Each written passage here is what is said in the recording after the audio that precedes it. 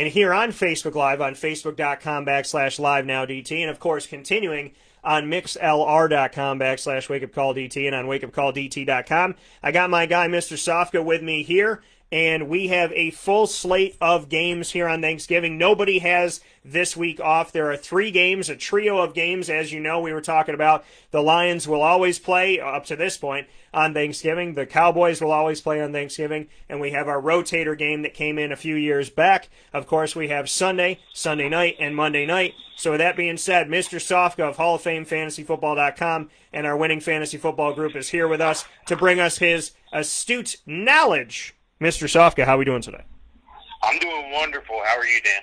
I'm doing really well, brother, and I am so excited. I don't know what it is about Turkey Day week, but I mean, I don't know if you feel this way, but I'm amped for the NFL every single week, and then for whatever reason, when it's Thanksgiving week, I'm not only like amped for the NFL, I'm like double time ignited, really excited. There's something about thinking about turkey and, you know, turkey and stuffing and sweet potatoes and football all day that just gets me really, really amped and excited and ready to go. So I don't know if you feel the same way that I do, but I can honestly tell you that for as much as I love football all the time, when it comes to fantasy football and real football on Thanksgiving week, and especially on Thanksgiving Day, it does something to me like on top of it. It's like getting a jolt of something that you're already ignited by. Do you get that sense too, or am I just crazy? No, absolutely. I'm all geeked up, ready to go right now. I mean, I can't wait for the day either. This is the day. For some reason, you know, you visit. You know, a lot of us are. I know a lot of people don't have a lot of family, but a lot of people do have a lot of family. This is a great opportunity to get together with family and friends. And for some reason, you know, you go to Grandma's house and dinner's always at 2:30 or 2 o'clock or 3 o'clock on Thanksgiving. But I'm okay with that because there's a 12:30 game. I can smell the turkey cooking. Then we eat at 2:30, whatever. And then there's a 4:30 game. I'm taking a nap at halftime. Then I wake up and I'm making a turkey sandwich for the evening game. It's awesome. I love it. I can't get enough of it. But I do want to bring it back down to earth for 1 second. And, you know, it's a time to be thankful. It's a time to be thankful for what we have, where we are, what we do, what our beliefs are, and our friends and family, of course. And, you know, I try to relate that to a fantasy football perspective in a way. And I'm going to post something here on the winning fantasy football group on Facebook here where you tell us the player you're thankful for. The player you're thankful for on your fantasy team. I'll give you a for instance. Mine on one of my big teams is James Robinson. Guy comes out of nowhere. Not a lot of people know about him. And boom, he's like an extra first-round pick on your team this year that nobody else saw coming. So, you know, putting it in a fantasy football perspective, I'm thankful for James Robinson. How about you, Dan? Yeah, you know, it's so funny you said that because as soon as you said, I'm going to tell you who I'm thankful for, my head said James Robinson. Because, you know, that's the guy, I mean, undrafted Illinois State. I mentioned him in the first hour with Julian, you know, saying that if nothing goes right for Jacksonville, James Robinson goes right. And Sean Tucker has felt like the James Robinson of Syracuse. So I would say James Robinson. I would also say Tom Brady, for me, outside of 1 week, has done me a lot of justice. I want to show some love for a guy that I hope is on the mend and gets healthy and well very soon, that heals completely and for good. And no matter what, through God and handles everything that comes his way, and that's Dak Prescott. Dak was a phenomenal piece to my season. So just because he got injured doesn't mean I'm going to forget about him. I'm thankful for Dak, Devontae Adams, Tom Brady, James Robinson. I'm thankful for every single one of those cats. I'm also thankful for the Chicago defense and special teams that helped me come back in not 1 but 2 leagues weeks ago when they played the Rams, helped me come back, and I think I won by like a point or like 3 points, something ridiculous like that. So shout out to all of them. I'm thankful for you on Thanksgiving and in this fantasy football season. And so with that being said, Mike, we're speaking on Thanksgiving and being thankful, so let's hop right into it. We are to the first game here, and that first game in our matchup is going to be the Houston Texans and the Detroit Lions. Detroit is always first on Thanksgiving. They're playing right around 12:30 p.m. Eastern Time. I'm usually still cooking, and I will be. Well, maybe I'll be done with my cooking, but we are not having dinner till 3. I pushed it as late as I possibly could, My mom, I feel like, wants it at noon or 1. This year she goes, what do you want to do, 2? And then she called me back again. She goes, so 3 o'clock for dinner? And I was like, it's kind of like deal or no deal. You take that deal when you get it. I'm like, 3 o'clock means I don't have to wake up at 5 to do the turkey. So I'm like, bam, 3 o'clock. I hit that button. So, yeah, so mom was like 3 o'clock, and I was like, yeah, I wish I thought you'd never ask. So our first game here, we're going to see the Texans face off against the Lions. What do you have for this? Yeah, well, the Lions coming off a beating by the Panthers and a backup quarterback in P.J. Walker. But the thing was the Lions were one of the few teams, and not many people saw this, and it's a remote stat, they were one of the few teams that were averaging more than 20 points a game offensively. They got shut out. And they let a backup quarterback, a guy who's no more better than the 33rd best quarterback in the league, you had him beat you and put up 20 points on you. So that's just horrendous. Meanwhile, the Texans came across with a victory on a game that I thought they were going to lose. I thought the Patriots were going to go in there and run the ball, because Houston can't stop the run. And Houston poured it on 27-20. So this is a battle of two teams going in two different directions here. But when you put it game to game, week to week, because it is, it's like, Bill Belichick says, on to Cincinnati. You can't focus on the past. You got to focus on right now in front of you. And right now I'm looking at the rankings, and Houston looks pretty good. And they're led, of course, by Deshaun Watson, number 4 on my rankings. Duke Johnson, number 13. Will Fuller, 16. Brandon Cooks, number 11. And Jordan Akins, he's probably good for a touchdown, maybe 35, 50 yards. He seems to be the one that's going to out-snap Darren Fells or Farrell Brown. So those are quality guys that you can play from Houston. On the other side of the ball for Detroit, Matt Stafford's 14 on the rankings. DeAndre Swift should be back from the concussion. Lord knows, Adrian Peterson didn't do anything last week when he was out and had carte blanche. He couldn't get it going. DeAndre Swift, number 19. Adrian Peterson, number 49. The receivers is a mixed bag of tricks. I'm not sure if Kenny Galladay's all the way back yet. Marvin Jones has been hit or miss. Those guys are ranked in the 40s. But the guy that you can count on for a touchdown, maybe 50 yards from the tight end position, is T.J. Hawkinson. And, with that being said, you see there's a lot more value fantasy-wise on the Houston side. They're hot right now. I know they got a losing schedule. When I say hot, I mean comparatively speaking. I'll go with Houston on the road in this game. Yeah, Detroit they're just reeling, and it's the great unfortunate. They are struggling right now, and there were some good signs. There were some moments. DeAndre Swift for fantasy is obviously a positive for fans. He was that guy that I drafted and thought to myself, okay, I picked him a little bit higher. I didn't think he was going to last. I'm happy I got him. But then he was underwhelming, right? And he was sitting on my bench. And then I was thinking to myself, I can't let him go, but what am I supposed to do with him? And how many weeks do I let this last? But I held on. I held on, and I thought to myself, okay, I'm going to give him a shot. I'm going to give him a chance. And I'm happy with what he's been able to do. But outside of that, Detroit has looked kind of haphazard. On the side of Houston, because they're playing the Lions, you got to play Deshaun Watson in this game. I think you got to put him out there. You got to put out Will Fuller. I think Brandon Cooks is going to have a day, so I'd put him as a flex. Jordan Akins, if you got to put him out there, I would say he's a tight end too. On the other side of it for Detroit, if DeAndre Swift can play, then you got to think about putting him out there. He was a limited participant in practice, which is a good thing, but coming off a concussion, he has a shorter week. Kerryon Johnson's a forgotten man. Remember they drafted him right before they drafted DeAndre Swift. They drafted Kerryon Johnson out of Auburn, and he's a forgotten guy out there. If DeAndre can play, it's him and Marvin Jones Jr. Everybody's hurt, or I shouldn't say everybody's, but Matt Stafford is hurt. DeAndre Swift is hurt. Kenny Galladay is hurt. T.J. Hawkinson is hurt. So if Hawkinson can go with Hawkinson. If not, it's DeAndre Swift if he can play, and Marvin Jones Jr. I'm going to go with Houston as well. I just don't see Houston losing this game. I think Houston can put 20-0 on him. I think Houston can maybe go at 20-7. I think they're going to hold them, but I think they'll get at least a 20 on Houston's side. Washington football team, you know my twitch when I have to say that, Mike, but Washington football is my eye twitches against the Dallas Cowboys in Arlington, Texas. What do you have for this?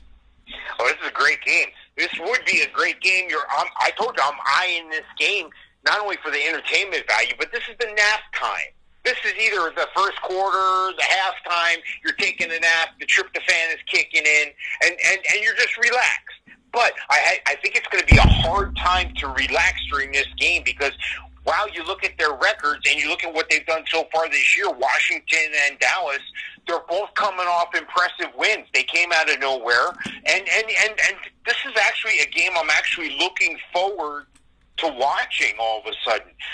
It's almost like, okay, you know why some people watch NASCAR? Because they like to watch the wrecks. That's just what it is. This is a train wreck here. Two different train wrecks, two different trains meeting. I want to see the outcome. It's sick and sad, but as a human society, we want to see the gore. We want to see the bodies hanging out the window and stuff. We want to see the devastation.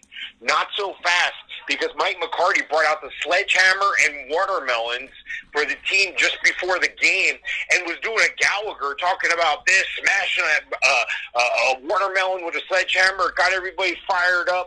And they won a game. So that Ron Rivera comes out today and puts out a nice soundbite. Coach of the Washington football team says, I don't know. Am I supposed to get a hammer and smash some pumpkins now? What do I got to do? So he's using that to their advantage now. But, you know, to get to the raw numbers of the thing, I think you're going to find more value, of course, in Dallas. I think Dallas has the higher-ranked players across the board, but you're going to get some value from Washington as well. Washington, of course, led by the comeback story of the year, Alex Smith, number 24 on the rankings this week. Antonio Gibson's been a great rookie for you all year, number 14. And J.D. McKissick is the pass guy. PPR league, you know you're starting this guy. And if you're starting him in your flex, you're doing real well, of course. Terry McLaurin, one of the top wide receivers all year. This week I have him down a little bit to number 12. Logan Thomas, number 18 on the tight end rankings. And for Dallas, Andy Dalton should be back to his normal self here, number 16 on the quarterback rankings. Ezekiel Elliott, number 6. It's sad commentary when you have such a high opinion of somebody. You're disappointed when they're only ranked number 6 in the top 10 and not 1 or 2. But let's face it, Zeke hasn't been running well. Dallas hasn't been moving the ball well, but they got a spark now. And I think this is where they're going to see that spark turn into a flame. Zeke Elliott, again, number 6. Amari Cooper, number 21 on the ranking. CeeDee Lamb, number 36. And Dalton Schultz, number 14. What does all that mean when it comes down to the nuts and bolts of the game? Both these teams are coming off wins coming in here. Both these teams have emotional and mental they're on a high right now. And the best time to win a game is right after you won a game because you're feeling it. You're feeling that winning. You can feel that winning, of course, at our Facebook group, Winning Fantasy Football. Sorry, Dan, I had to do it. I'm going to go with good. Dallas. Listen, I'm going to go with... your transition was fantastic. I love it. I'm going to go with the Cowboys here. Yeah, I'm going to go with the Cowboys in this game, too. I'm feeling it for the Cowboys. Andy Dalton, he looked pretty. You know, he definitely looked good in that game and did some fantastic things. Shout out to him. Zeke looking more like Zeke. That was nice to see. When you open up the pass, you open up the run. That's just common sense and vice versa. I like Alex Smith in this game. I do. And it's because it's Thanksgiving. It's because anything can happen. I'm hearing the boomer in my head going, whoop! You know, I'm seeing that happen. I'm seeing that fumble, that bounce. Somebody's going to pick it up, fumble it again. It's going to go up in the air. The guy's going to try and fall down with it. It's going to fumble again. So I think we're going to see one of those crazy plays this Thursday for Thanksgiving against Washington and Dallas. I like Alex Smith in this game. If Terry McLaurin can play, I'd put him out there as well.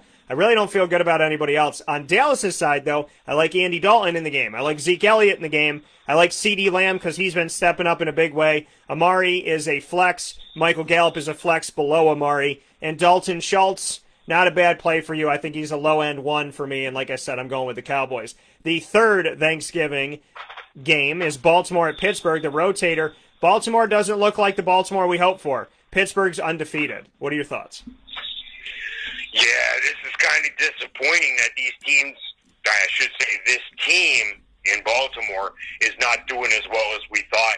And, you know, I found it interesting. I saw TJ Watt on one of the Talking Head shows this morning talking about that game. And he made it, and they just played a couple weeks ago. Of course, Steelers went in there. Steelers still undefeated. You know, they came into that game, and they seemed to just walk right over Baltimore. Nobody could get it going. They couldn't run the ball. It's just amazing to me that Lamar Jackson has been figured out by the Steelers. And T.J. Watt's soundbite, I'm paraphrasing. Yeah, we watch a lot of film, and we know a lot. I should say we know a heck of a lot. Something to that effect. And that led me to believe that they know the plays, they know the audibles, they know the personnel well enough on the other side of the ball where the mental game has kicked in for the Steelers. You back that up with the steamrolling schedule that they've done, 10-0. Nobody can touch them. Ben Roethlisberger's having a great year. Chase Claypool's having a great year. He was a great find. And by the way, he was on top of the Adjusted Explosive Index, which I give out for free every year on the website HallOfFameFantasyFootball.com. But let me go to the game. Let me go to the nuts and bolts here. Pittsburgh, across the board, has the better players across the board fantasy-wise. Ben Roethlisberger, number 18 this week. Baltimore's defense is no joke still. James Conner, number 16 for the running backs. Juju, number 29. Chase Claypool's in the 20s. Deontay Johnson's in the 20s. All those guys are in the 20s. Eric Ebron, number 11. He should get a touchdown, maybe 30, 50 yards for you. That should do you okay. On Baltimore's side, the best guy in this game for either team is Mark Andrews. He's the receiver they can count on, and of course, you know he's a tight end. What I mean is he's the only guy catching the ball. Marquise Brown's disappointed. He had 3 targets last week. Marquise Brown is the guy that puts out a tweet and says, why are you going to have soldiers if you ain't going to use them? And then you go out with 3 targets and you catch one the week before you get shut. They can't pass the ball. They can't pass the ball, and that's dangerous because teams get out in front of them, and then Baltimore can't run the ball either. So they're known to run the ball. They try to run the ball, and they sure as heck ain't passing the ball, so they can't catch up in the game. So teams that jump out in front of them, that's it. It's like they throw in the towel. And this week's even worse because you got Mark Ingram and J.K. Dobbins on the injured reserve, the COVID list. They're definitely out. They're definitely not playing here. Gus Edwards is the man. This is the guy you want in daily fantasy. Number 23 on the rankings here, going up against the stout Pittsburgh defense, and T.J. Watt, who says he knows all the calls and plays, but they're still going to get something done on the ground. He's number 23. Lamar Jackson, number 14 on the quarterback rankings. Look, when conventional wisdom says to go with the 10-0 team, Pittsburgh's favored in the game by 5.5. The game is in Pittsburgh. This is a counterintuitive game for me. I'm going to take the Ravens in an upset. Nobody thinks they can do it. Pittsburgh thinks they know everything. That's just the time you're going to get picked off. I like Baltimore in this game for the upset of the week. Oh, Mike's doing the upset on this one. I'm going to stick with Pittsburgh in this game. You know, I think that I would like to think the Ravens will play better. I would like to think the Ravens will start to look more like the team we had hoped for, but I can't see them defeating the Steelers in Pittsburgh as the way that the Steelers team's right now. Granted, Pittsburgh has been playing. I shouldn't say I can't see it happening. I just don't think that it will. Pittsburgh has not played great. I mean, they're undefeated, but the teams that they defeated, the records of those teams and the way that they defeated some of those teams kind of makes you sit back and go, you know what I mean? Like, you're undefeated, but I look at these and say, okay, you barely beat the Broncos. You know, I mean, like, they took care of the Browns, but it's like you barely beat the Broncos, very close with the Cowboys at Dallas. So there's games like that where you kind of stop, but then you see what they've been able to do. I think Pittsburgh's going to go 11-0. I think there's a chance they could go undefeated. So I'm going to give love to Pittsburgh in this game, but I'm going to tell you to play Lamar Jackson. Gus Edwards as a flex guy. Hollywood is not doing anything for me. He's on 2 of my fantasy teams, and he's letting me down. Des Bryant's my sneaky flex play of the week in this Baltimore game on Thanksgiving. Could get you some points early. He was targeted 5 times, caught 4 of them for 28 yards. Willie Snead's been the guy, though, in Baltimore. He is worth the play. And Mark Andrews, if he is a go, you got to put him out there. Right now, he's been a limited participant in practice with a thigh injury, but I would like to think that he'll be out there, so I put him out there for you. Big Ben Roethlisberger, it was a limited participant in practice with a quad injury, but I would anticipate Ben's playing, so I put Ben out there. James Conner as well. Deontay Johnson and Chase Claypool get a little bit of a bump here to a low-end 2 receiver because of the fact that Juju is playing with a toe injury right now. If Juju's able to go, you can put him out there, but Deontay Johnson and Chase Claypool are not bad players to put out there as low-end twos because I just think this could be a week for them, especially if Juju plays, but he's not at 100%. Eric Ebron is also worth the play as well. So a lot of fantasy value in the Turkey Day games that we have going on. Mike, we're going to switch gears and jump off to Sunday, so let's do that. The Raiders against the Falcons. The Raiders have been a pretty good team. The Falcons have been a really bad team. They don't seem to know how to play any type of defense. And how about the fact that the Saints held them to 9 points in a Taysom Hill victory, his first victory as a starting quarterback in the NFL. He gets the victory, but the thing is, not only did he play well, the Saints defense played incredible, further exposing the Falcons, who don't have a good defense. But now it's like, okay, well, their offense usually is the thing you can lean on. What are your thoughts about the Raiders coming into Hotlanta this weekend? Well, the Falcons going into New Orleans last week, it's a tough place to play. It's a tough place to play when everything is normal, and nothing about 2020 has been normal on any level. So when you take that into consideration, you consider the Falcons fired their coach. They were 0-6. They managed to reel off a couple of victories after that. Then they go into New Orleans. I just think this is where they are. That's what they are. But you look at the Raiders and what they are. What they are is a team that almost beat the Chiefs again. The Raiders putting up points on the Chiefs, putting up 31. That was a heck of a game. Patrick Mahomes was awesome in that game, and you took away. The Chiefs are the better team, but only by a couple points there. The Raiders are a force to be reckoned with. The Raiders are going into the Dome in Atlanta, and I think you said a mouthful. Las Vegas has been playing very well, and you're going to get some value from them on the fantasy side. Of course, the first guy you think of is Darren Waller, the tight end. He's been a top 3 tight end all year. I just can't say enough about the guy. He's the target. He's the guy they're throwing to. He's number 2 on the tight ends, and the guy throwing him the ball is number 15, Derek Carr. And Josh Jacobs, number 4. This guy's solid. Anytime he's on the field, he can catch the ball. He can run between the tackles. He can run outside the tackles.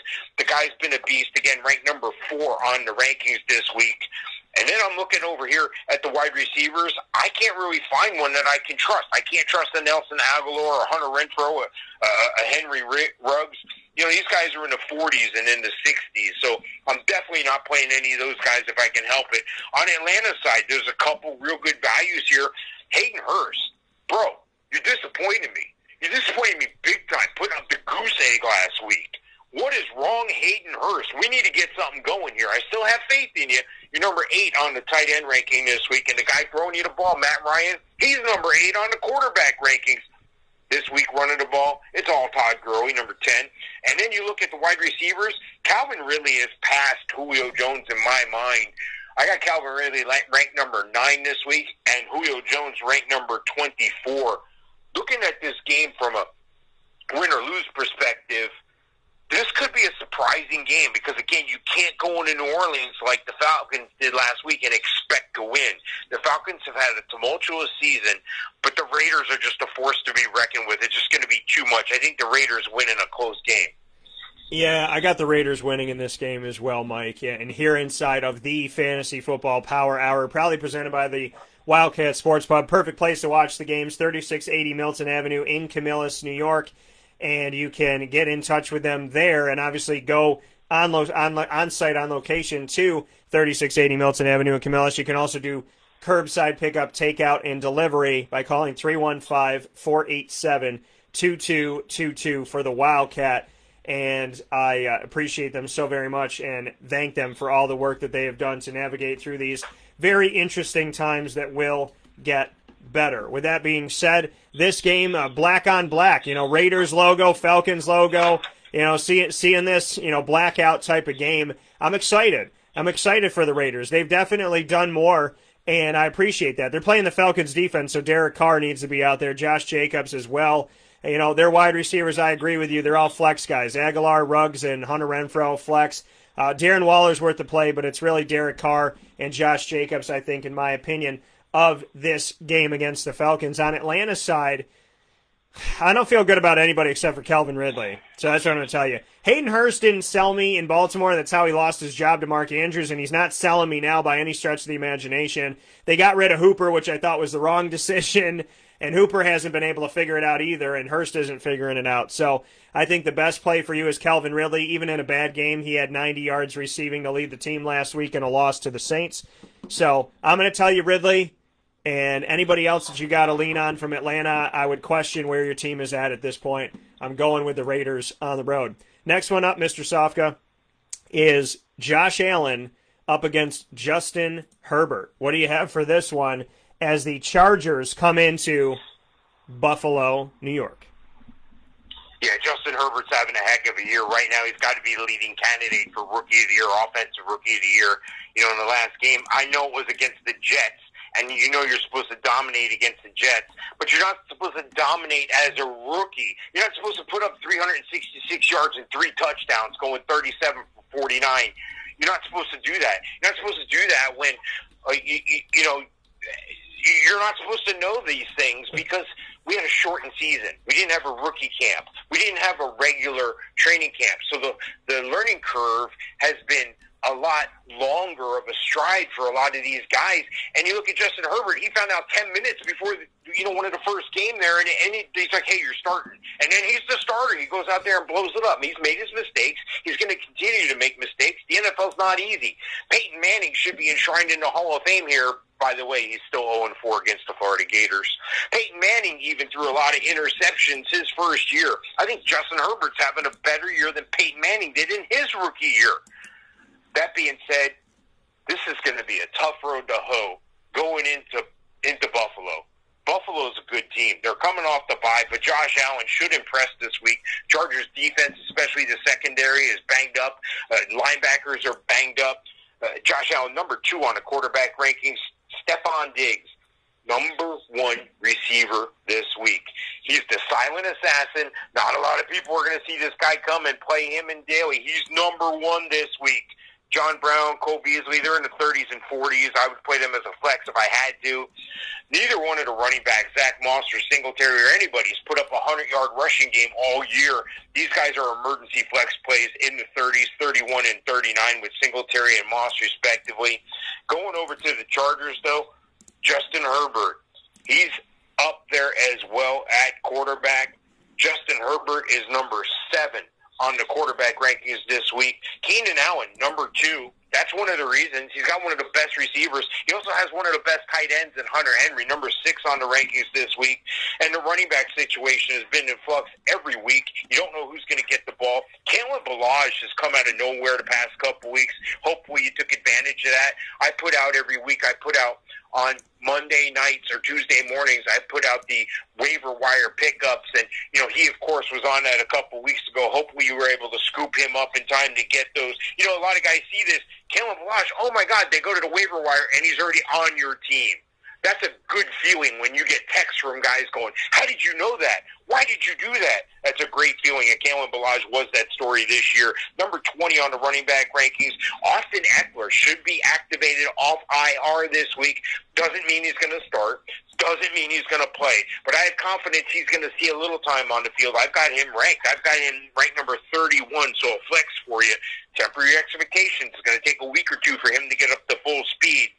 Look, I'm looking at this game, and this is a choice game to watch. This is a game I'm really interested in because the Chargers can move the ball, but so can the Bills. The Bills are the better team up and down, offense and defense, and they're playing at home. I got to go with Buffalo. Yeah, I got to go with Buffalo as well as my little one here, Miss Lily, has invaded my studio and is trying to get on the microphone this morning. She might take over for me at some point, but. Chargers at Bills, I'm going with the Bills as well. Herbert is worth the play. Kalen Ballage is worth flexing out as well in this. Keenan Allen, Hunter Henry, I like them all in this matchup, and I think they're all worth putting out there. On the Buffalo side of things, Josh Allen's worth putting out there. Singletary and Moss, I agree with you. I have Moss, and he has let me down in the last week or two, so I would tell you that he's a flex guy at this point. Stephon Diggs is worth the play. And Cole Beasley gets some value, especially with John Brown being banged up a little bit. So that's what I look at. Dawson Knox is kind of a sneaky tight end too, by the way, this week if you throw him out there. But ultimately, I think it's going to be great quarterback play, Herbert versus Allen. And this might be a turnover and an extra possession difference in the game. But I'm going to go with Buffalo in the matchup for the Bills to win this game at home. Next one we have up on the docket, Mr. Sofka, inside of the Fantasy Football Power Hour. Proudly brought to you by the Wildcat Sports Pub. Before we take a step aside here, we have a couple games to go before we take a step aside and get ready for the rest of them. So the next one here on the docket are the Giants at the Bengals. All I can say is thank goodness we weren't subjected to this on Thanksgiving. So what do you have for the Giants at the Bengals? Yeah, if you saw the Bengals last week, it was kind of weird because they played Washington. You have Washington with Alex Smith, the comeback story of the year, out almost 2 full years, a year and a half, what have you. And then on the other side of the ball, you got Joe Burrow, who should have been Rookie of the Year outside of Justin Herbert, but those chances are gone with the season-ending injury here. He's out 9 to 12 months with an ACL, an MCL, and he has damage to his meniscus. So I'm leaning toward the 12-month recovery time. That's important to know if you're in dynasty leagues, of course. The Bengals have been off tracks all year. Running back Joe Mixon's been banged up all year. The Giants are coming off a bye, though. The Giants should feel a little better coming into this game. They're going into Cincinnati, and I'll just give it up right now. I think the Giants are going to win this game, and I'm going to tell you how they're going to win it. They're going to win it behind Evan Ingram, number 10 on the tight end rankings.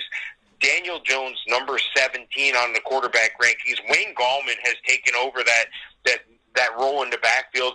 Forget about Devonta Freeman, and he's still on IR, but Wayne Gallman, again, temper your expectations. When I talk excitedly about somebody, before the year started, at your draft, you didn't even know who Wayne Gallman was, a lot of people. Now I'm talking about him being the number 24 running back. It doesn't mean supplant him from Aaron Jones or what have you. You know, temper your expectations. He's number 24 on the rankings. Going over on the other side, I'm trying to find some value. I'm trying to find some money for you. Cincinnati going to start Brandon Allen this week. Everybody thought it was going to be Ryan Finley automatically, but they're going to start Brandon Allen. So, needless to say, you can't start him. Okay, he's number 33 out of 32 teams on my rankings this week.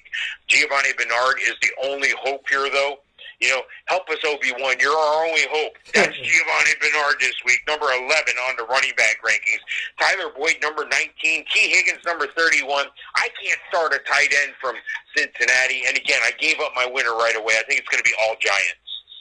Yeah, I think the Giants luck out. They don't have to play Joe Burrow. Joe Burrow, even though there's been a bunch of losses, he's kept the team in games, and now we don't have that. Now that's not the case. And now, I mean, and I said this as a joke, but it's real. Like, I said a joke, but it's serious.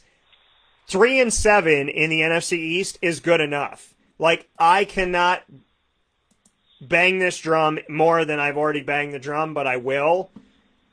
In the NFC East right now, Philadelphia is in first place at 3-6-1. The Giants, the Cowboys, and the Washington football team are all 3-7. We are in a place right now where even the teams that are trying to lose are vying for first place. Anyone in the division can take first place this week. That's how gross this is. That's how insane this sounds, but it's real. It's true. Whether it makes sense to you or not, or you could wrap your head around it or not, this is real. Just like people eating toilet paper to protect themselves from corona. This is real. So, the New York Giants, congratulations. You're still in the hunt for the NFC East and a home playoff game. And I think you'll get this victory too. Wayne Gallman, worth a flex for you. Darius Slayton, worth a flex for you. Evan Ingram is the guy to play on the Giants. Even though I think they're going to win this game, I don't see a ton of fantasy value. On the other side of it, for Cincinnati losing Joe Burrow, this is huge. It makes Giovanni Bernard have a little bit more weight to him. It makes you question if T. Higgins is going to get the looks because every quarterback has their guy. So I'd use Higgins and Tyler Boyd as flexes just because you want to. I don't think you don't want to leave either one of them off. But you want to see which one that Brandon Allen's going to lean on more. By the way, Brandon Allen was in Jacksonville. And he did really well in the preseason a couple of years ago, and they let him go for some stupid reason that makes no sense to me. And now here he is as a starter, and the Jaguars are playing their third starting quarterback this year. So if that helps to paint a picture for you of where Jacksonville is at, and maybe they should have kept Brandon Allen, just saying. I know Gardner went out because he was injured, but, Mike Lennon taking the starting job from Jake Luton this week, just kind of crazy. But so I think Tyler Boyd and T. Higgins should be flex guys for you because of the situation. I think they will get looks. It's just hard to tell who's going to get more at this point. And I will go with the Giants in this matchup. There's some fantasy value, not a ton, but I'll go with them. The fight for the AFC South, which is what you and I thought it would come down to. Well, it's coming down to it, Mike. The Titans and the Colts play each other in Indianapolis. What do you think? Yeah, Indianapolis is playing that song. What's that song? Feeling good like I should in the neighborhood, sunshine on my Sunday best or whatever. I don't know the song. They're strutting. Can you say that again? I think that's going to be the new intro song to us. I'm gonna put some music behind it, and I just want you to speak it exactly the way you did. All right, we'll work on that. Look, Indianapolis is feeling great, coming off beating Aaron Rodgers in your house. I don't know how they're doing it. I say I don't know how they're doing it because I don't see the value. Well, they're doing it behind offensive line play, and they're doing it behind their defense, which has been surprising. The Titans, coming off that victory, they're feeling good again. They're the same thing. They're feeling good in the neighborhood, sunshine on their shoulders and all that stuff. Look, the Titans are high on cloud nine. They're about to get slapped down to reality. Mike Tyson said everybody's got a plan to get punched in the mouth. They're fixing to get punched in the mouth by that offensive line and that defense of the Colts. It's hard to find some fantasy value here on Indianapolis, but as a team, they're a cohesive unit that's able to put together 7 wins. And this is no joke. They're not playing I know Houston's down a little bit. I know Jacksonville's way down a little bit. But Indianapolis has the players to back it up. Unfortunately, they don't have any top-tier players that you can win money on playing fantasy football. According to the rankings, Phillip Rivers, number 18 on the rankings this week. And here's where it's been challenging. Each week it's been a different running back. Jonathan Taylor, Nyheim Hines, Jordan Wilkins. Look, if I had to rank them, and I do, Jonathan Taylor, number 21 on the rankings, and Nyheim Hines, number 26. I have no confidence in Jordan Wilkins. And the receivers, I have no confidence in the receivers or the tight ends. T.Y. Hilton, Dak Pascal. Michael Pittman is the one sole bright and shining spot. He seems to be a guy on the rise. And remember, rookies right now are on the incline. They're taking off. They have a lot of upside right now because, again, no rookie camp, no extended training camp. They didn't have the time they need. They're just now getting up to speed. And I'm talking about the premier players. And one of them you're going to see is Michael Pittman. I can't count on that right now, though. Trey Burton, number 25. Here's a guy who wasn't even on the team at the beginning of the season, comes in, starts catching touchdown balls. That's what you want if you're in a touchdown-only league. Looking over at the Titans, though, the Titans have a little bit more value on the fantasy side. I like Derrick Henry. What's not to like about Derrick Henry? Every week he's a top 10 performer. This week, number 9, only running back you can start from Tennessee. Ryan Tannehill, he's up and down, but again, he's playing that Trent Dilfer type role. Don't screw it up. Don't mess it up. He can still go out there and pass for 259 and 2 touchdowns like he did last week against the Ravens. I think he'll have a similar game. He's number 23 on the quarterback rankings. Jonnu Smith, number 17 on the tight end rankings. And A.J. Brown and Corey Davis, 27 and 34 respectively. These are guys that are going to be your wide receiver 3s and your flexes. I think there's a lot of fantasy points going to be made in this game. But I think the team that's going to win this game is the Colts. I'm with you. The Colts in the last 2 weeks have shown me something, and I am paying attention. There's something, and I feel it, and I know it, and it's real, and I agree with you. The fantasy value, but the team itself, this is one of those conundrums where fantasy doesn't look great, but reality looks really good, or vice versa. The Titans, Derrick Henry. Hello, if you don't play Derrick Henry, I don't just question your fantasy football intelligence. I question if you know that you're supposed to put your pants on one leg at a time. So, Derrick Henry, I'm going to give it up to you. A.J. Brown, I'm going to put you as a low end 2, high end 3. Jonnu Smith, tight end 2. The money's in Derrick Henry. On the Colts side of it, you're right. You can't trust in Jonathan Taylor. I've had him and I've tried. Nyheim Hines, a little bit more trust. Michael Pittman, not a bad flex for you. I like him in this one. I think Jack Doyle's going to get a touchdown in this one, so just let me know that I'm just letting you know that I'm telling you that now. So I think Jack Doyle will get a touchdown in this. I'm going to go with the Colts in this matchup. Derrick Henry's the best fantasy guy on either side in the matchup, but the win to the Colts, in my opinion. With that being said, Sofka and I are going to take a step aside for a fast break. When we come back, we got plenty more coming up in this Fantasy Football Power Hour extension. It should be called the Power Hours, as I always say. Brought to you by the Wildcat Sports Pub. Under promise, over deliver. That's what the Wildcat does. That's what we do. That's why we're happy to work together here in Central New York, inside of the Cafe Kubal Studios. Sofka and I will be back right after this. Make sure in the meantime you go to HallOfFameFantasyFootball.com, check out his work, and make sure while you're on Facebook listening and watching right now, you type in Winning Fantasy Football in your search bar, and you join our group today. With that being said, Mike and I will be with you right after this fast break.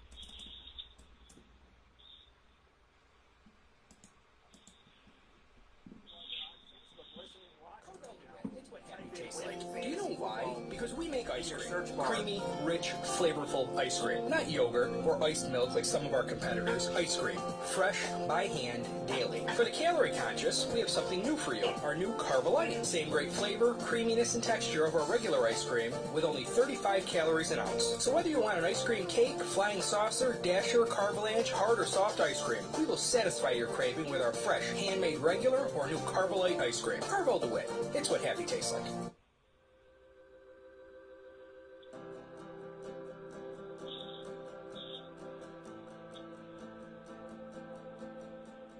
Cafe Kubal offers same-day local delivery of our products, offering no delivery charge for Onondaga County. Shop cafekubal.com for fresh roasted coffee beans, cold brew, travel mugs, and all your essential Cafe Kubal needs. Cafe Kubal, coffee for the soul.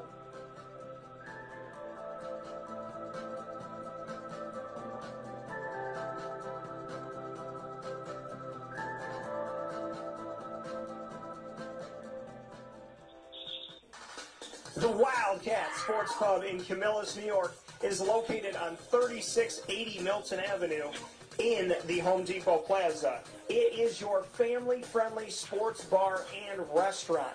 Folks, some sports bars aren't family-friendly. Some family-friendly restaurants are not sports bars. The Wildcat Sports Pub in Camillus, New York is proud to be both. It is that marriage that you've been looking for years. The Wildcat Sports Pub is your home base for your sports bar and restaurant needs, games for the kids, indoor and outdoor activities, and enough things on the menu to come back every single week and get to try something new. They're open Sundays from noon to 8 p.m., Monday through Wednesday, 11 a.m. to 11 p.m., and Thursday through Saturday from 11 a.m. to midnight. For reservations and party information, call 315-487-2222 for the Wildcat family-friendly sports pub and restaurant.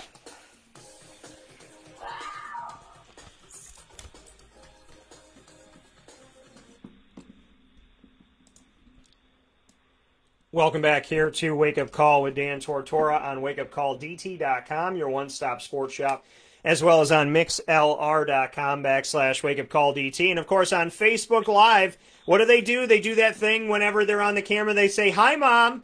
So, what up, Mom? Hi, Dad. Hi, everybody. Hope you're all doing well. We're inside of the Cafe Kubal Studios. Cafe Kubal, 5 locations in Central New York for you. The Pumpkin Spice Chai DT Special is at every single one of those locations, and I didn't choose it to be my favorite for any other reason than the fact that it is fantastically amazing and different than any other chai I've had anywhere else. Cafe Kubal, you know how to do it. It's local. It's here. They make it here. They sell it here. They send it around the community here. Cafe Kubal, you are something special. And you can get your own coffee.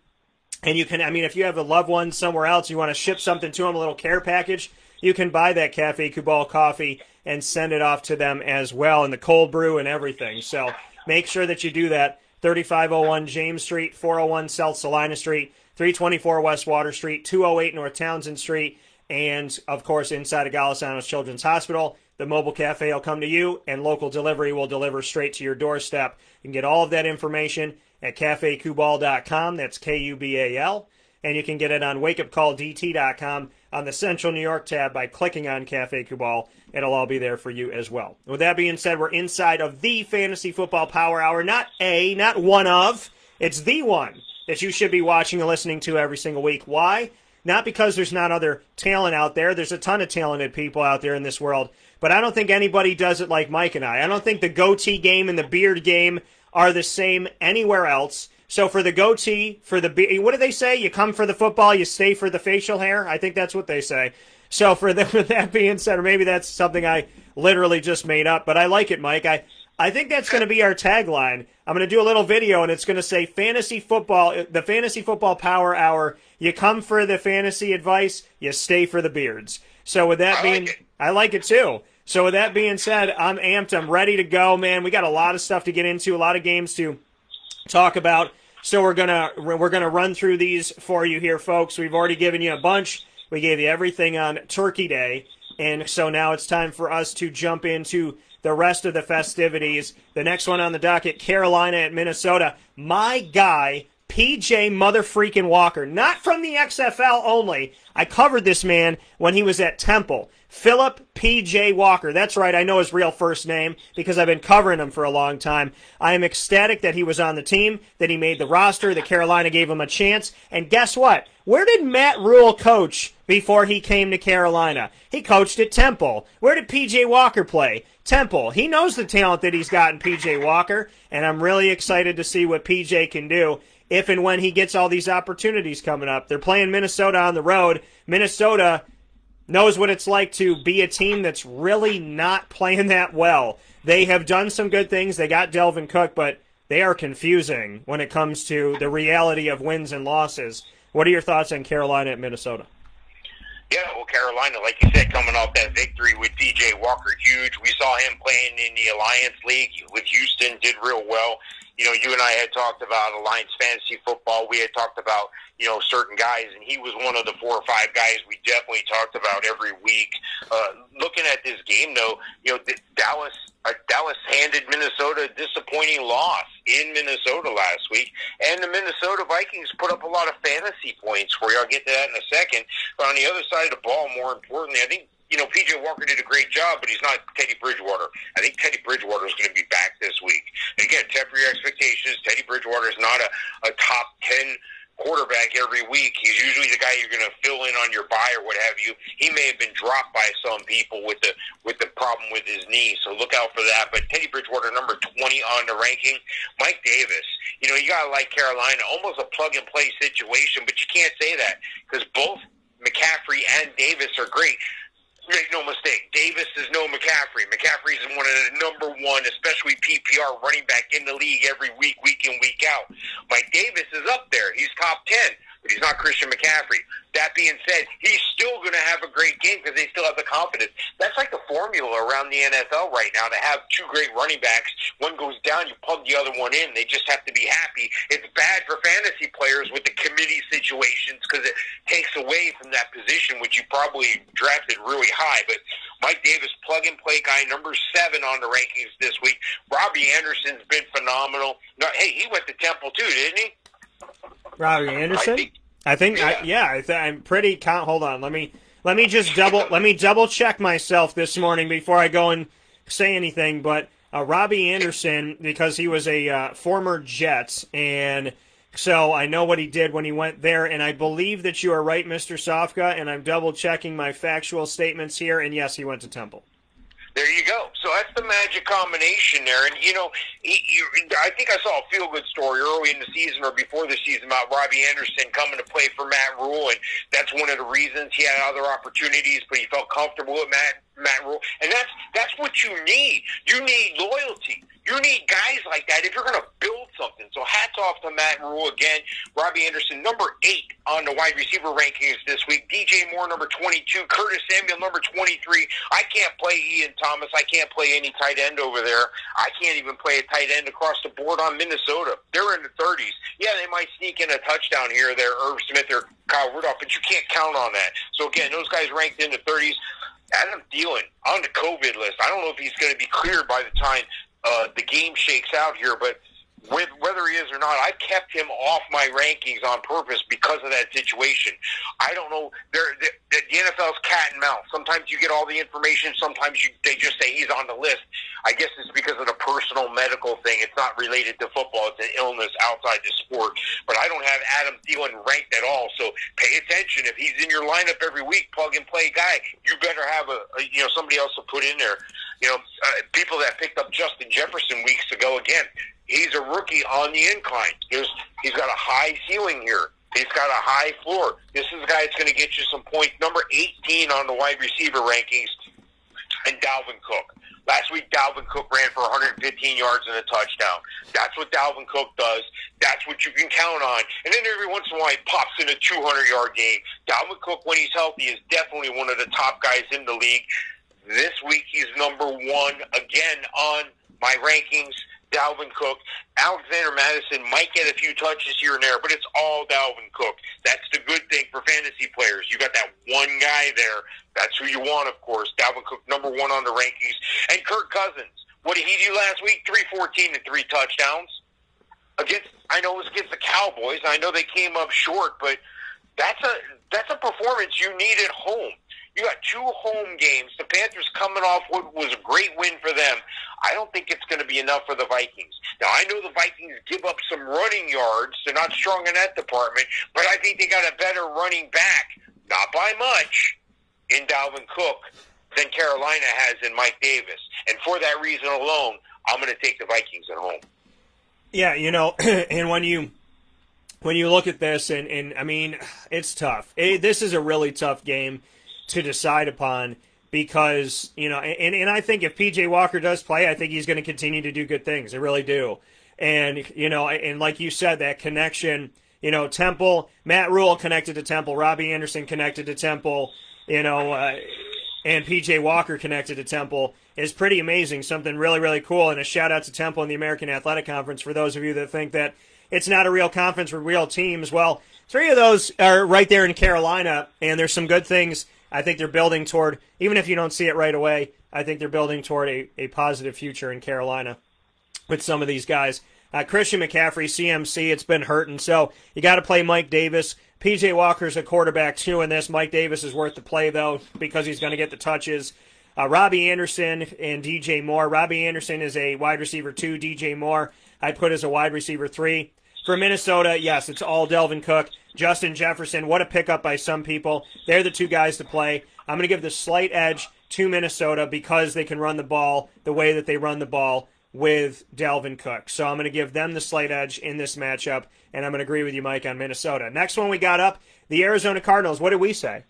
We said that they would defeat Buffalo, and we said it would be close. What did I say? Didn't I say it was going to be in the 30s and it would be close? Didn't I say 33-30? It was 32-30. I believe I said 30s. I believe I said close. I believe I said either team could win, and I said Arizona. Well, Arizona now has the New England Patriots, and guess what? This is a weaker matchup than Buffalo. When's the last time we could say that? Buffalo's strong. New England's okay.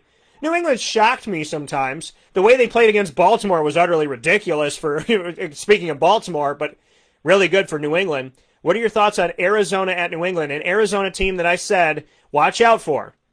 I said that, they may not be the best, but watch out for them this year. They were that team that I just, little by little, more and more, I'm like, you do not want to play Arizona. And good for them. DeAndre Hopkins, one of the most lopsided trades in NFL history, might go down as the biggest one, or close. What are your thoughts on the Cardinals at Foxborough? Yeah, I think New England's going to be happy the Patriots are to go back home and play a game back home. I'm sure the weather is going to be, not Arizona weather, but it's only going to be in the 50s if I'm not mistaken. I'm not expecting any snow or anything crazy like that. But you would think from that Baltimore game that, Bill Belichick, not only do they do the videotaping of teams, but they turn on the water spigot when Lamar Jackson was on the field, and they brought on this torrential downpour, and then magically, once the clock hit 0, the rain stopped. I mean, it was like he was parting the seas. It was like he was Moses standing up there with his arms spread touchdown-wise. It was crazy. Bill Belichick is not a man to be played with, and Bill Belichick, even though he's facing the Cardinals and even though he's at home, this game's going to be a lot closer than people think. I know the Cardinals are a steamroll team. They are coming off a loss at Seattle, and you know, the Patriots are coming off a loss in a game they should have won on the road in Houston. But you still got to wonder what Belichick is going to have up his sleeve. I'm going to start with Arizona. Kyler Murray, #1 quarterback on the rankings this week. Heck of a Hail Mary play 2 weeks ago. Pulled the game out to DeAndre Hopkins, who high-pointed the ball. And I'm sure everybody's seen it. That was 2 weeks ago. I still can't get enough of that play. DeAndre Hopkins, #5 on the wide receiver rankings. Christian Kirk, #39. Dan Arnold, he might surprise you. He might pop one. He might not. I can't start this cat. I got him ranked at 34 this week. Kenyon Drake and Chase Edmonds, this is going to be more of a mired mess, but I don't think you can run the ball effectively against New England in New England. I've got Kenyon Drake ranked 22, and I got Chase Edmonds ranked 34. Going over to the other side of the ball, there's some surprises for New England. There's some surprises for the Patriots, and one of those surprises is you don't know who to play. It's a surprise every week. I'm surprised last week that Damari Bird ran off for 132 yards. Everybody in the fantasy world, what are they doing? They run out and grab Damari Bird, then he's going to tank the rest of the season. There's a reason why you didn't know who Damari Bird was before this game. It's going to be the reason you forget about him and drop him next week. Never chase points. Always have validity behind your selections. It's good to grab a guy, but you have to have more than a 1 week performance to be able to roster him, unless you have an enormous bench. New England, I like Cam Newton. What did Cam Newton do last week? He put up over 300 yards passing. That's right, Cam, the guy who calls his own number on runs a lot, 365 through the air and a touchdown. Now, I said before you don't know who to play. I mean wide receiver. Is it Jacoby Myers? Is it N'Keal Harry? Is it Damari Bird? I'm not starting any of those guys. How about the running? Is it Damian Harris? Is it James White? Rex Burkhead's done for the year now. Sony Michel's back up off the practice squad. I can't start any of those cats. The guy I can start is Cam Newton. For that reason, I'm going to go with the better quarterback, the better team on the road in New England. I just think this game's going to be a lot closer than people think. Yeah, you know, I think that this is definitely. I agree. I think it is going to be closer. The Patriots, you can never count them out. I mean, I think we saw that with the Baltimore game.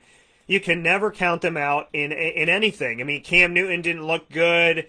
The team didn't look good. You know, and still they have these games where they win. And then you start thinking, like, I can already hear the NFL highlight, right? I can hear NFL films going, and on a cold day in Foxborough. Like, I can feel that all over again. I'm like, this team, when they're out of it, they're never out of it. And they're talented. They get it done. And again, you know, Julian Wiggin brought it up. When a team isn't doing that well, when the things aren't going as well, it comes down to coaching, right? It comes down to a coach. When you're trying to take the talent and work with what you got, you don't have Tom Brady anymore. It comes down to the coach. And this coach is fantastic. And that's why they're doing what they're doing. Now, questionable for this game is Kyler Murray with an AC joint injury. By the way, and that's a shoulder injury for those of you that need to know. But I do want to make mention the Buffalo game that I talked about with Arizona was 2 weeks ago, not last week. So please, everything I said about it, yes, but it was 2 weeks ago. So Kyler Murray, if he's able to go in this game, play him. DeAndre Hopkins, play him as well. Drake and Edmonds are relegated, in my opinion, to flex guys. I'd lean on, I mean, it's kind of dead even. I'd probably say 51% Drake, 49% Edmonds. But then that changes back and forth, so I'd say flex for that. But DeAndre Hopkins and Kyler Murray is where it's at on this team as far as fantasy football goes for Arizona. On New England's side of things, I would tell you that, you know, for whatever reason, you know, and I want, you know, Mike, I wonder if they panned out, if there was just like one cloud hovering over, you know, Foxborough, and then it just goes away. You know what I mean? Like, I wonder if that was the case, because there's some black magic stuff going on in New England. We've known that for a long time. There's something going on there, but I will give them some credit. Their lobster rolls are fantastical in the press box, so I will say that. And so then maybe that's how they keep you coming around. You're like, isn't that cloud only over Foxborough and it's a clear night? And they're like, here, try this lobster roll. And you're like, no. And then you forget everything. You forget everything. You know, you just kind of forget life in that. It's like lobster roll, I feel good. Now I'm going night-night. But, yeah. Don't pay any attention to the man behind the green curtain. Right, that's how it feels exactly. It's like, oh, don't worry about it. You'll be fine. You know, it's like having a snake come to you and everybody going, oh, look at the kitty. So that's the reality of it all.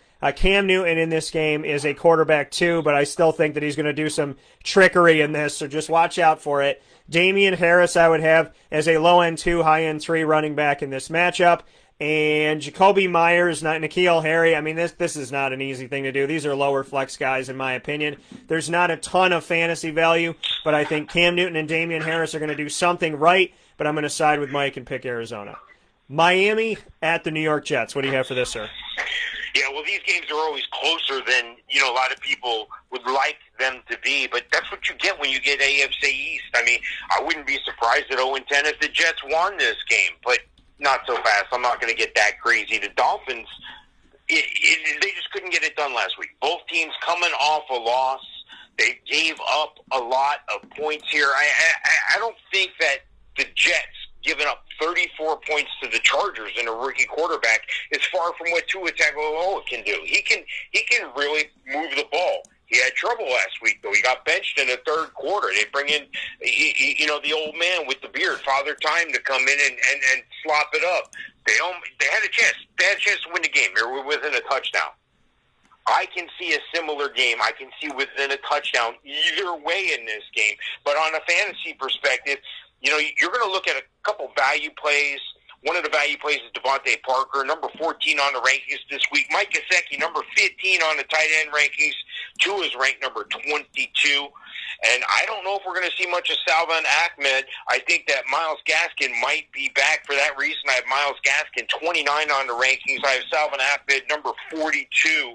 And on the other side of the ball for the Jets, are we going to see Sam Darnold come back? I think that's the play for them. It's not the play for me. He's ranked number 32 on my rankings this week. Frank Gore number 35, and that's with LaMichael Perrine with the ankle injury. He's going to be out. But Frank Gore, he's an old guy. He can't handle the load. He can't run for 100 yards and 3 touchdowns. Last week he did run for 60 yards and a touchdown, so it's not bad. He's ranked number 35 on the rankings. All the wide receivers for the Jets, I can't count on any of those cats.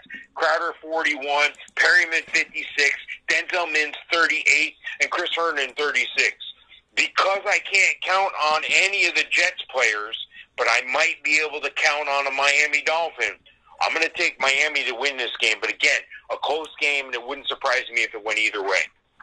Yeah, you know, and it's crazy. I mean, we look at the fact that Tua Tagovailoa was benched, and, you know, to look back at that moment, benched in the fourth quarter of the 20-13 loss, and I commend Brian Flores for doing this. He's still the starting quarterback, but the reality of, like, wanting to spark him, wanting to let him know that it can be taken away, wanting to let him understand that, like, hey, we need to do better. There's got to be better. You got to see this. You can't just rest in your laurels and be okay with it. So I respect that move by Flores because I don't think a lot of people have the balls to do it. And when they do have the balls to do it, they still don't do it. I mean, there's quarterbacks where I sit there and I go, why is that guy out there? Why? Did somebody pay you off? I mean, like, why is this person there? And to take Tua out and say, you played at Alabama, you played at Alabama, You're one of the top picks of recent drafts, yet I can bench you if I want you to learn something. I like that. I appreciate that, and I respect it. With that being said, I like Tua in this game. I think it'll light a fire under his tuchus, and I look forward to seeing that. Outside of that, you know, it's hard for me to tell you anybody running the ball for Miami. Salvon Ahmed is the starter on the depth chart, but it's hard for me to have you lean on anybody. I would say Tua and Mike Gesicki, in my opinion, with an outside look at Durham Smythe because Tua's looked at him, so you have to look at him too. On the other side of it, there's nothing. There's nothing that I like on this. I mean, I'm really happy Mekhi Becton that I covered in his recruitment and went to Louisville as the left tackle there as a rookie. That makes me excited for the Jets. But outside of that, the Jets are going to be 0-11, in my opinion, and there's only a couple players on Miami's side that look good in this game. I'm going to go with Miami. Cleveland at the Jacksonville Jaguars. The Jacksonville Jaguars, mind you. Now, let's go full circle, shall we? Mike Glennon was the quarterback of the Chicago Bears. Then Jacksonville brought in Nick Foles. They drafted Gardner Minshew. Gardner Minshew became the starter. They sent Nick Foles to the Chicago Bears.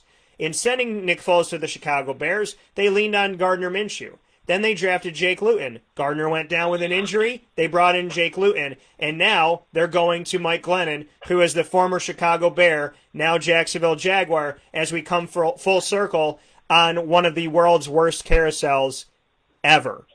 Cleveland at Jacksonville. I want to throw up. What are your thoughts? Yeah, it's funny when you mention Jacksonville in that quarterback situation. Everybody says Jake Luton, Jake Luton. And when you hear it, it sounds like they're talking about gluten. Well, they're going to be gluten-free. They're done. They're gluten-free, all right? So, but I don't think you can count on Mike Glennon. I mean, I don't think you can count on much from Jacksonville except the one player that we talked about at the beginning that we were thankful for being Thanksgiving this week, James Robinson, number 5 on the running back rankings. DJ Chark, number 26. It looks like Laviska Shenault's still going to be out he's done, I think. Keelan Cole, number 47 on the rankings. Tyler Eifert, number 22. I really don't like any of those guys. I don't like Mike Glennon this week. He's number 33 out of 32 teams, so that should tell you something. On the other side of the ball is a little more value for you. It's the better team. It's not high fantasy value, but there are some guys to play. I still have faith in Austin Hooper, number 9 on the tight end rankings this week. Nick Chubb and Kareem Hunt, this is a premier 1-2 punch. I got Chubb, who's back now, 17 on the rankings, Kareem Hunt, number 12, and Baker Mayfield, number 25 on the rankings. Jarvis Landry, number 37 on the wide receiver rankings. I can't really count on any of the other receivers here.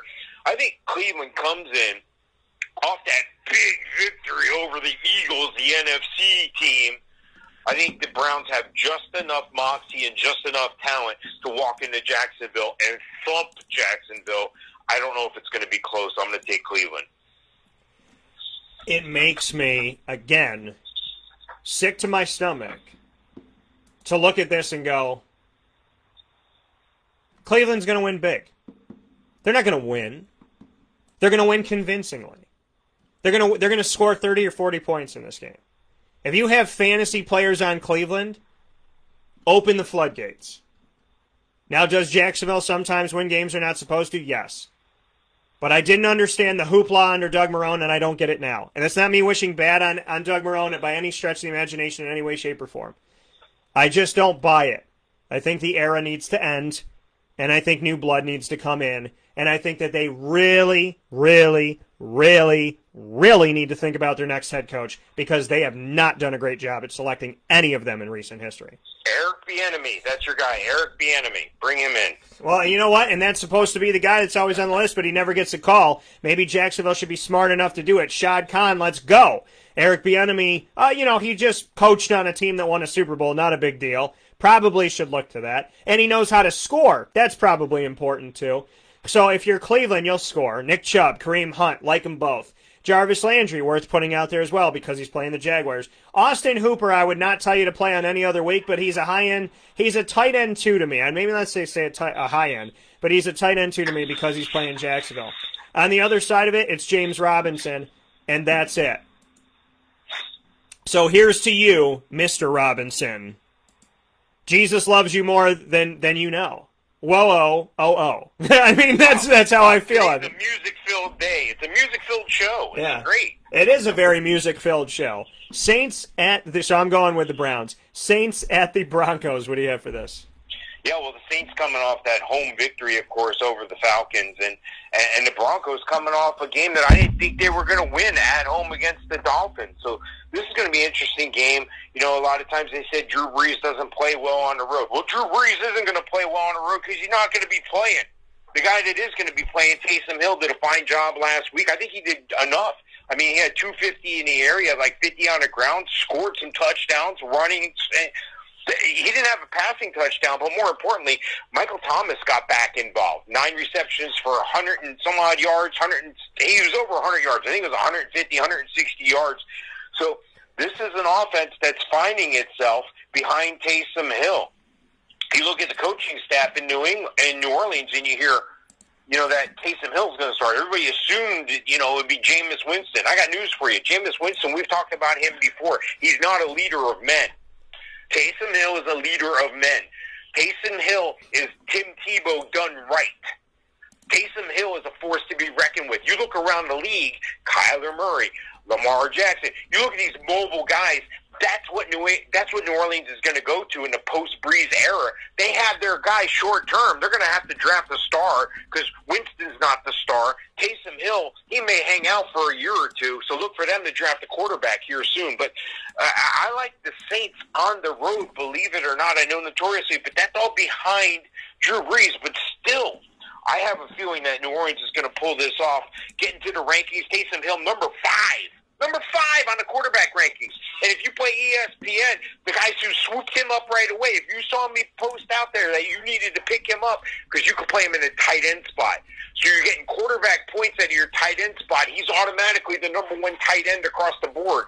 Now, that's not on any other platform that I've experienced, only ESPN, where you can play him as a tight end.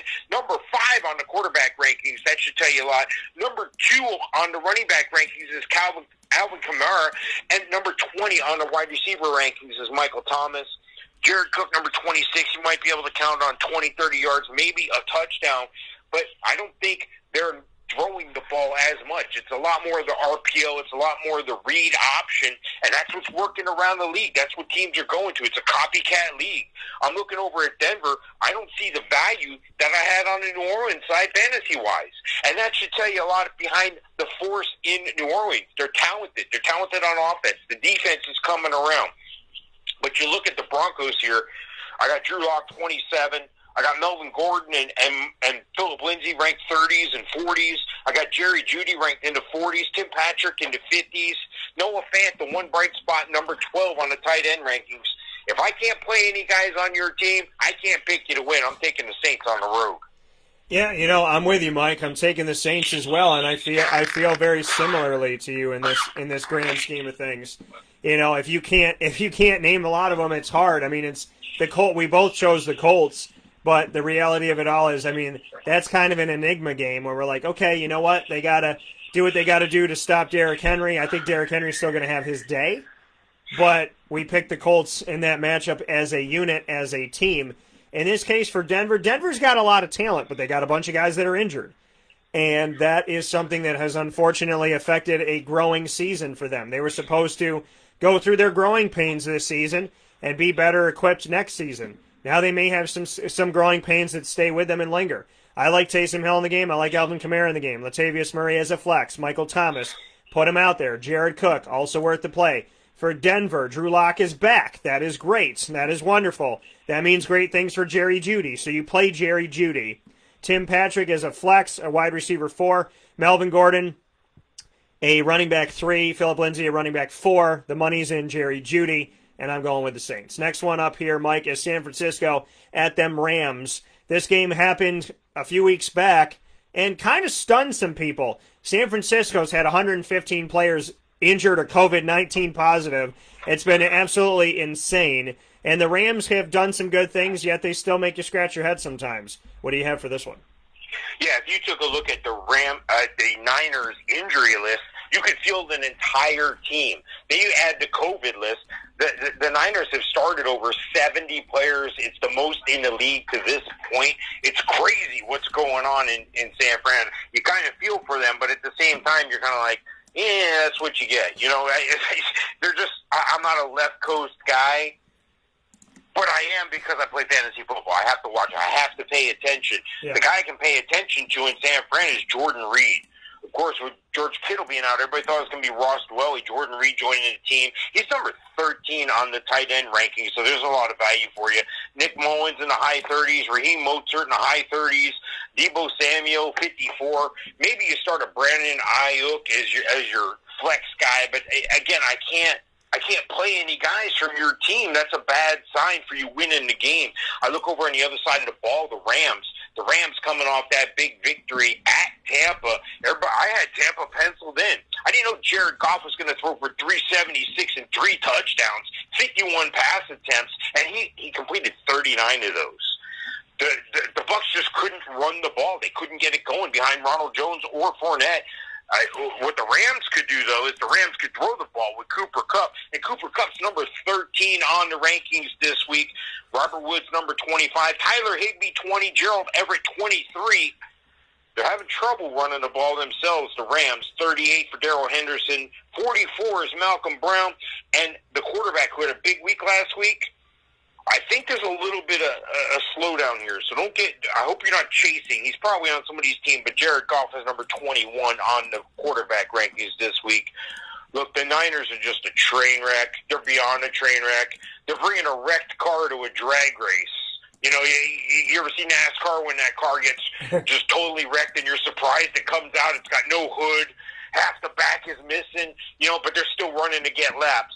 That's what the Niners are doing. They're still running to get reps, not laps, but reps for the young guys that are out there because these guys are looking to make a name for themselves. Unfortunately, they're not going to make a name for themselves beating the Rams. I got the Rams at home. I got the Rams in this one, too. And, you know, Lightning McQueen is red, so you think that Lightning McQueen and the Niners would make sense, but the Niners are bringing Toe Mater to the race right now. That's what they're bringing in. So as we look at this for San Francisco, I mean, Nick Mullins and C.J. Beathard, I mean, of any backup quarterbacks in the nation, who's getting their play day? You know what I mean? It's like, good for you guys for going to San Fran. You should be happy they drafted you because when they made the move for Jimmy, it's like, why did they draft both of these guys? But they're getting more playing time than a bunch of guys out there. So shout out to you. There's nobody that I would tell you to play on the 49. I mean, if you want to play Jordan Reed because of his history, okay, but I don't see a lot. Darrell Henderson and Malcolm Brown are worth the play in this matchup going up against an injured Niners defense. That injured Niners defense, some of these guys have obviously come back, but there are a lot of injuries that have affected them and made non-household names become starters, which hopefully will be good for the future and be good for depth. But right now it has been tough. So Darrell Henderson, Malcolm Brown, I would call them running back threes, maybe Malcolm, like low-end twos, high-end threes. Cooper Kupp, Robert Woods worth the play. And I like Tyler Higbee in the game as well. So with that being said, I'm going Rams. Mike, before we take our final step aside, we got to talk about a game that's going to be awesome. Patty Mahomes is playing against Tom Brady. Pat Mahomes and Tom Brady, this is not a marquee game, but it is a marquee game. It's at 425. It should be at 820, but it's not. So what are your thoughts on Kansas City at Tampa Bay? I like this game a lot. I like it a lot because you usually don't see two bad games in a row from Tom Brady. You usually don't see two losses in a row from Tom Brady. Tom Brady's in his house. The problem? They're playing the Chiefs. Duh, the Chiefs are really good. Everybody knows this. But there's some value on both sides of the ball here. Gronkowski is finally getting his rhythm together with Tom Brady. Gronkowski number 7 on the tight end rankings this week. Tom Brady number 12 on the quarterback rankings.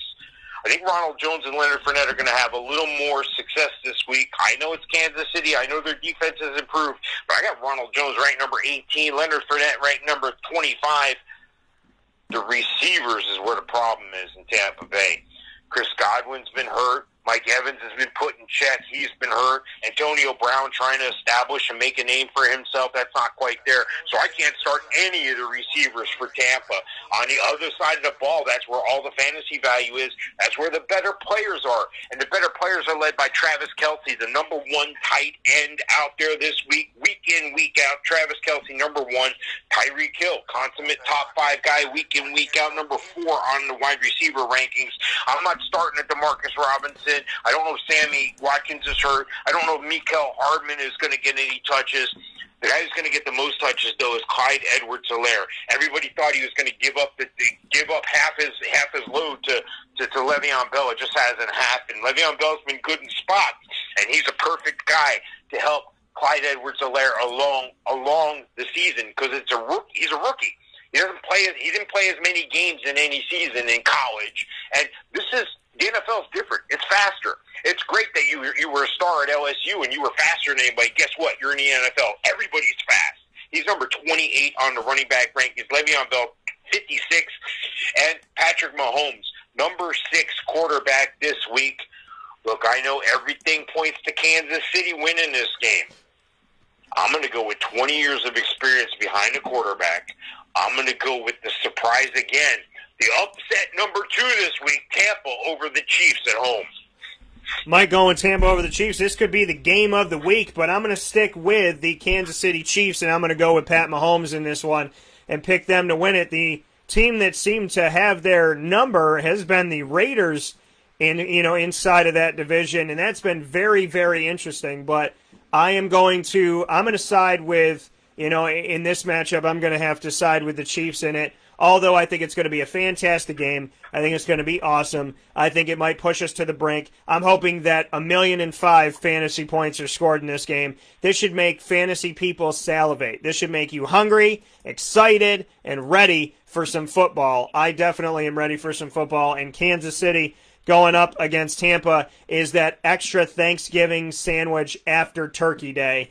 That's what it is to me. So, Pat Mahomes, Clyde Edwards-Helaire, playing both. Le'Veon Bell, flex him out. Tyreek Hill, let him play. Travis Kelce, put him out there as well. On the other side for Tampa Bay, Tom Brady, yes. Ronald Jones, low end too. Leonard Fournette, not at all. Chris Godwin, Mike Evans, I like them both. Antonio Brown is a sneaky flex or a third wide receiver in my opinion. And you got to play the Gronk because I think he's going to have himself a day in this game. He's going to need to. And Tom Brady's going to want to beat arguably who's been playing the best right now, which is Pat Mahomes. And if you want to beat the best, you got to give the best to him.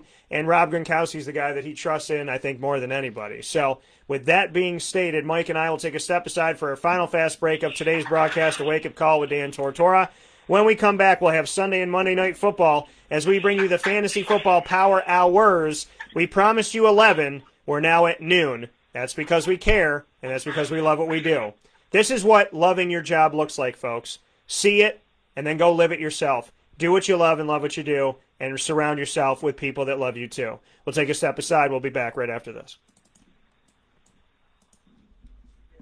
This is what loving your job looks like, folks. See it, and then go live it yourself.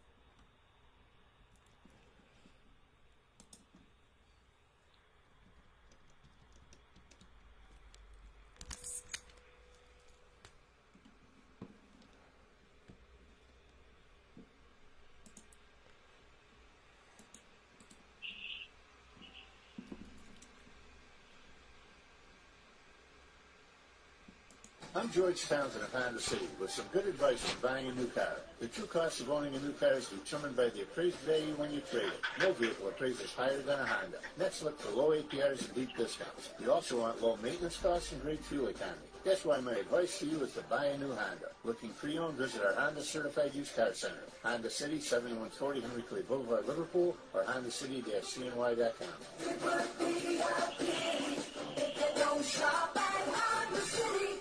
This is Jimmer Sikowski, owner-operator of Chick-fil-A Cicero, 7916 Brewerton Road in Cicero, right in front of the Home Depot.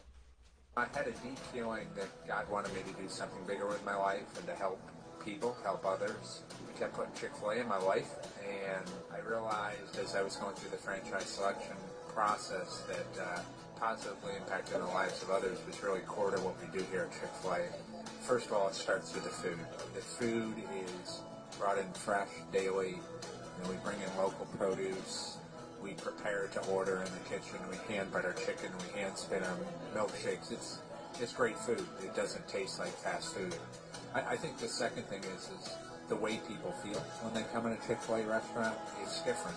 We try to treat people with intentional kindness here, which is very different and deeper than good customer service. And so I think it feels remarkable for most people to come in a Chick-fil-A restaurant.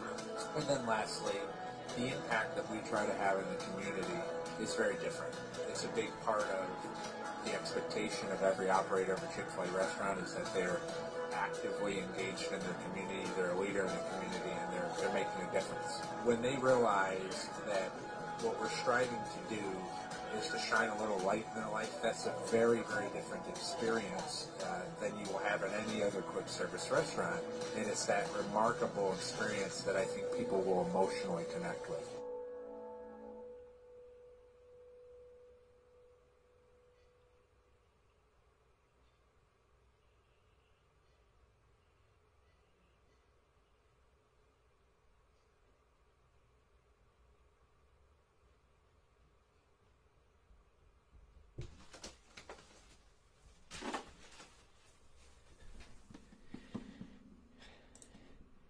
Welcome back here to Wake Up Call with Dan Tortora on WakeUpCallDT.com, your one-stop sports shop, and on MixLR.com/WakeUpCallDT, as well as on Facebook Live on Facebook.com/LiveNowDT. Happy to have you here inside of the Cafe Kubal studios. I'm here with my guy, Mr. Mike Sofka of Hall of Fame FantasyFootball.com. Check that out, and make sure you also go to our Winning Fantasy Football group on the Facebook. Just type in Winning Fantasy Football, click Join Group, and you will be there with all of the information that we have, from these videos to the extra videos that Mike does and different things that he has, and waiver wires and free agency and pick up this guy and look at this and think about this and getting ready for the playoffs. So much information, all the good stuff, and it's free. So make sure you go over and do that. And when you take all that free and you say, wow, this is really great, I need to go one step further and really take this seriously, even more serious, you go to Hall of Fame FantasyFootball.com and utilize one of Mike's paid services from there to have him help you even further and be even more personalized to helping you win your fantasy football league. Because let's face it, we all want to take home one of these babies. We want this. We want to take home the hardware. I know what it's like to have this sitting behind me in the studio, and I know that you want to have one sitting with you at your home today. So we'll try to make that happen to the best of our ability by helping you out. And Mike is such a fantastic one in the business that, like I tell you always, there's no better person to be here with me doing fantasy football than Mr. Mike Sofka. With that being said, Mike, we got 2 games left to talk about, Sunday and Monday night, with just a couple minutes left to go. We have gone well beyond our promises in the Fantasy Football Power Hour, and I'm okay with that. Under promise, over deliver. Proudly presented by the Wildcat Sports Pub, 3680 Milton Avenue in Camillus, New York. And you can call them for curbside pickup, takeout, and delivery by calling 315-487-2222 for the Wildcat. Chicago at Green Bay, what do you got? Yeah, the Bears coming off the bye and the Packers coming off that disappointing loss on the road to the Colts. I picked Green Bay last week, and I still feel confident in Green Bay. I still feel confident in their players. Aaron Rodgers put up over 300 yards and 3 touchdowns last week. Devontae Adams had over 100 yards and a touchdown. So these are guys that week in, week out you plug and play. I don't have to tell you that if they're on your team. The fantasy value is definitely on Green Bay's side, followed by Aaron Rodgers, of course. He's number 11 on my quarterback rankings. Aaron Jones ranked number 3 on the running back rankings, and Devontae Adams ranked number 3 on the wide receiver rankings. There you go. There's the magic 3 guys. Those magic 3 guys might win you some money in daily fantasy. I always find it's best to build a core of 2 or 3 guys that you have to play. These guys are those guys. Plug that in, then go back and fill in the gaps. Robert Tonyan, number 19 on the tight end rankings this week.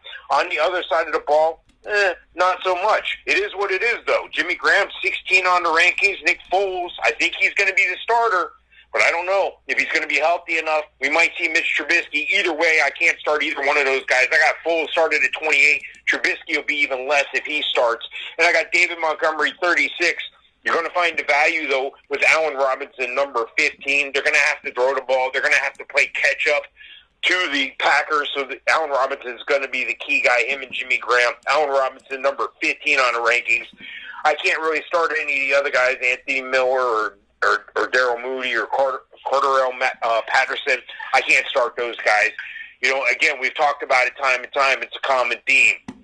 If I can start all the players on one team and none of the players on the other team, guess who I'm picking? I'm picking the Packers. Yeah, I'm picking the Packers as well. This is a pretty easy pick for me. Chicago's been all over the place. Mitch has got injuries. Nick Foles got injuries. Cordarrelle Patterson, who's been a wide receiver and a running back, maybe he could play quarterback. But I don't see any fantasy value in really anybody on this team because of that situation. So it lies in Green Bay. Aaron Rodgers, Aaron Jones, Devontae Adams, Alan Lazard's back, my dude. So very happy to have him back and to see him there. And Robert Tonyan, because he's playing Chicago, you could look at him as a low-end 1, high-end 2 tight end. All the values in Green Bay, and I'm playing Green Bay, and I'm picking them to win. Seattle at the Eagles in Monday Night Football. Kind of underwhelming. I mean, I'm excited to see Seattle. I'm not that excited to see Philadelphia. What are your thoughts? And it's no offense to cities. I'm talking about football teams here, and even the city of Philadelphia. Y'all know what's going on this year. It looks ugly, 3-6-1, but you're leading the division. Thank God for that tie with Joe Burrow. What are your thoughts on Seattle and Philadelphia? Well, Seattle coming off that home victory over the Cardinals, which was a huge game for them. They were able to pull that out. So, you look on the other side of the ball, though, Philly just, lost that game to Cleveland. And you look at this game on paper, without any of my rankings next to it, and you're like, oh, well, Seattle's going to roll in this game. Not so fast, my friend, as I heard my favorite man on ESPN say several times. Carson Wentz is going to be number 9 on the quarterback rankings. Miles Sanders, number 8 on the running back rankings. Dallas Goedert, number 5 on the tight end rankings. I can't really start any receivers, but that's okay. They're going to throw the ball to Goddard. They're going to run the ball and throw the ball to Miles Sanders. So I got Travis Fulgham and Jalen Reagor ranked in the 40s and 50s. So again, I'm not starting those guys. I'm definitely starting Russell Wilson. Outside of one bad week, he's carried me in one league. He's number 3 on the quarterback rankings. Chris Carson should be back, number 15 on the running back rankings. Check that, though. Make sure, because they've been coy with his injury status before, and then all of a sudden a DJ Dallas pops up, a Travis Homer. Those guys aren't popping up anymore. If it's not Chris Carson, it's been Carlos Hyde. Watch the injury reports toward the end of the week here. Make sure he practices on Friday and Saturday. Chris Carson, again, number 15 on the rankings. This is where the real value is. With Russell Wilson, you stack DK Metcalf and Tyler Lockett in this game in daily. Stack these guys.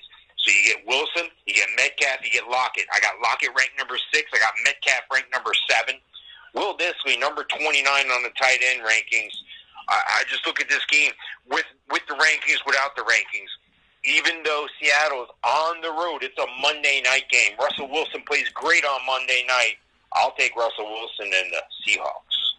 Yeah, I'm taking the Seahawks in this one too. Case in point, they're playing Philadelphia.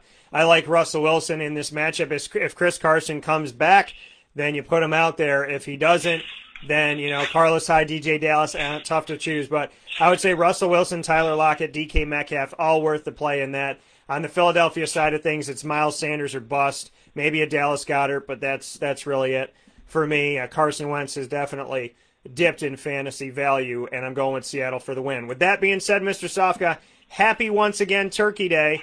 I am thankful for you. So if you want to know what I'm thankful for, I'm thankful for my partner in crime, and more than that, my friend. So I'm thankful for you, sir, and I'm happy to have you here as always. Right back at you, Dan. It's a wonderful time of year. A lot of people take Thanksgiving for granted. Don't take these times for granted. There's going to be a time your friends and family may not be around one day, and you want to take advantage of those opportunities now. Be thankful for what you have.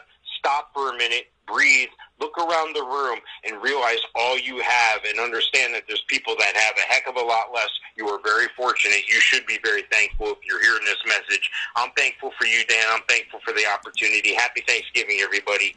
And remember, you want to be thankful for that trophy. Go ahead and go join our Facebook group, Winning Fantasy Football, on Facebook. Join the group. And, of course, you can always check me out at HallOfFameFantasyFootball.com. Thanks, Dan. I appreciate it, brother. I'll talk to you soon. All right. Take care. That coming from Mr. Mike Sofka. And he told you what to do. Go to HallOfFameFantasyFootball.com, as well as go to our group, Winning Fantasy Football, on Facebook. I want to thank Julian Wiggum in our midweek blitz, Syracuse Orange cornerback alum and a friend of mine. More importantly, a good friend of mine. And Mr. Mike Sofka, a good friend and the person we have for the Fantasy Football Power Hour, proudly presented by the Wildcat Sports Pub. Big shout out to everybody from the Cafe Kubal Studios. I want to tell you that you can find us every Monday through Friday, except for holidays. We'll be off for Turkey Day. That's why Papa Joe was moved to Monday. We'll be back on Black Friday to speak with you. So while you're getting all your deals and your sales on the internet, some of you shopping in the stores, we will be there for you. So if you're waiting in line, you got something to listen to. If you're shopping online, you got something to listen to. Monday through Friday, 9 a.m. to 11 a.m. Eastern Time. We'll be back on this Friday, November 27th. We'll be off for Thanksgiving.